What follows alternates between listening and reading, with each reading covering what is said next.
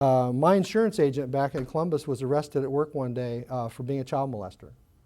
Came in front of his co-workers at Aetna Insurance, took him out in handcuffs.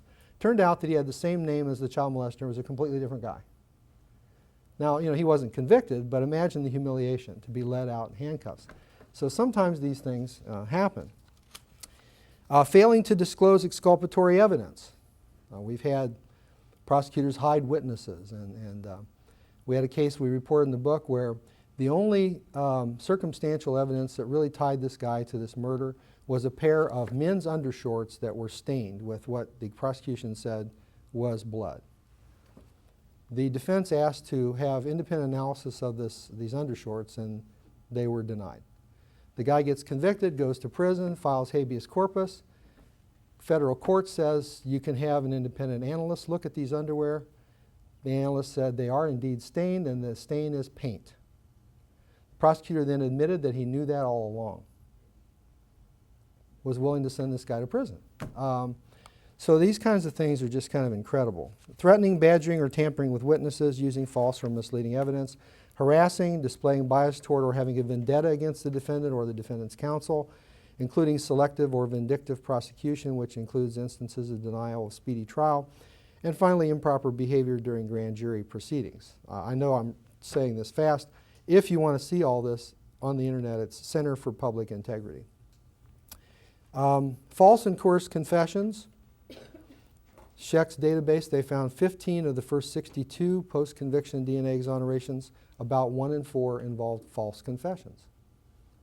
You say, why would somebody confess when they didn't do it? Well, sometimes, we don't usually see cases now where there's torture, although we do occasionally see that, but most of the time,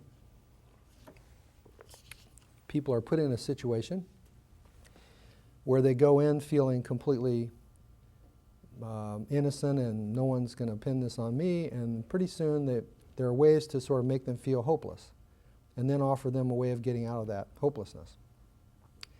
So you see some of this on the cop shows on TV, but sometimes the police shows on TV you would think there is no Constitution. I mean, it's like we just get a confession any way you can, and of course most cops don't do that. But we do have these occasional instances where it happens. Some law enforcement units seem especially prone to unethical behavior. And, I've observed this, and it seems to be true in the cases we've looked at. I've worked with a lot of police departments. I've taught at the FBI Academy at Quantico. I have worked with a lot of police gang units. I know a lot of great cops, and most cops, I think, are really good cops who try to do a good job. But there are some structural and cultural things that occur in these organizations. And these elitist units that tend to operate with more independence from the rest of the department seem to be particularly vulnerable to this, especially gang units and narcotics units that often have a lot of freedom to operate independently. For example, in the recent highly publicized scandal in the Los Angeles Police Department, here's an excerpt from an officer's testimony. This is Officer Perez. He says, quote, "Well, sir, make no bones about it, what we did was wrong. Planning evidence, fabricating evidence, perjuring ourselves.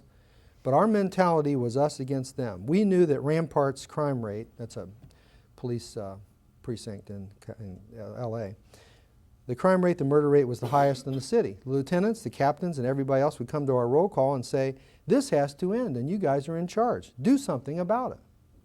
It's your responsibility.' And the mentality was, it was like a war, and it was us against them." And so any means to an end became the norm.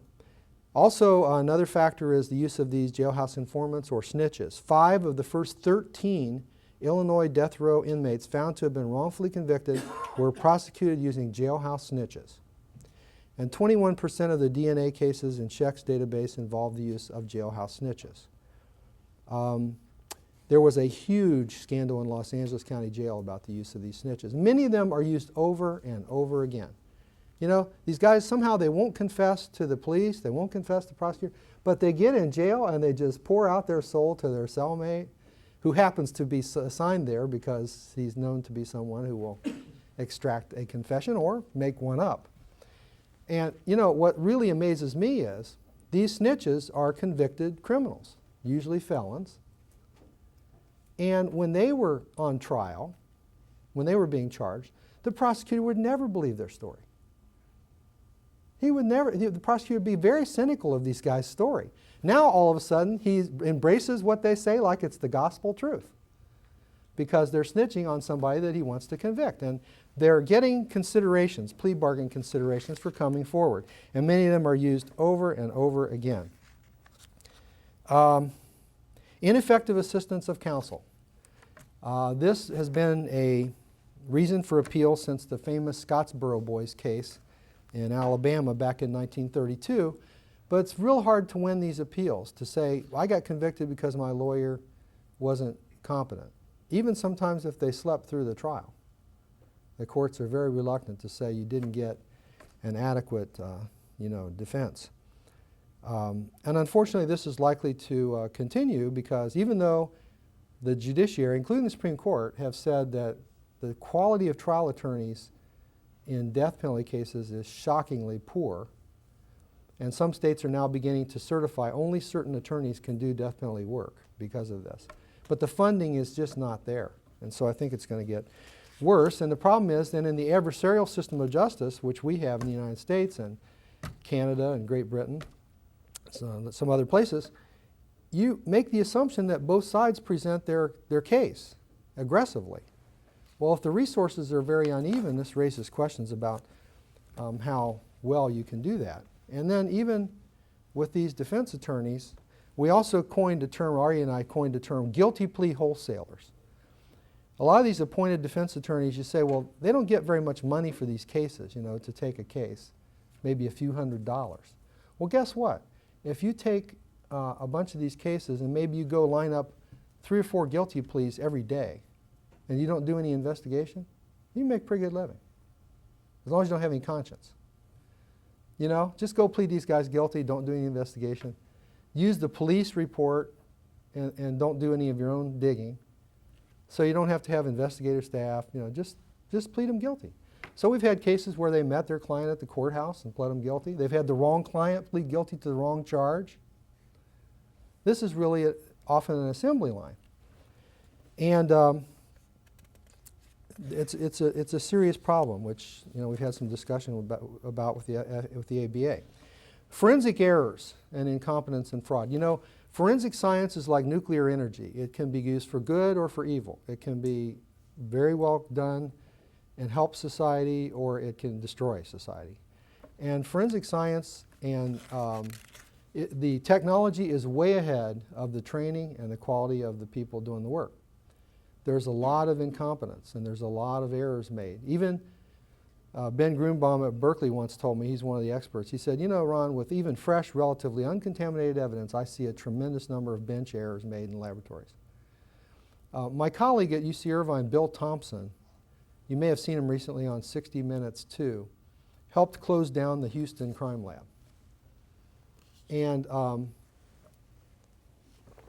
they have wrongfully convicted at least 2 and probably more people. And it was pretty compelling when you watch that TV show, 60 Minutes. Here's Bill sitting on our campus, and he's got his little Dell computer. And the interviewer from 60 Minutes says, well, Professor Thompson, what do you make of this? And here's the DNA slide on his computer.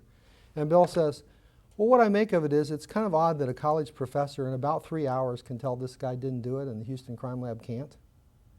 Well, Bill went down there and he found that the roof was leaking, water was coming in on top of evidence, stuff was thrown all over the place. I mean, it was not being properly run. And then they hired a woman who had run a similar crime lab, who was from Houston, and she used to be in that crime lab, I guess, at one point, and she said, oh yeah, the police bring in the evidence, they stand around and lobby, they say, this guy's a real scumbag, we need to get your help to convict him, and none of that should be happening. My own opinion is, and we're not anywhere near this yet, to me, forensic laboratories, criminal forensic laboratories, should be independent scientific laboratories. They should not be under law enforcement. Their evidence should be available to both the prosecution and the defense equally, and they should simply be scientists.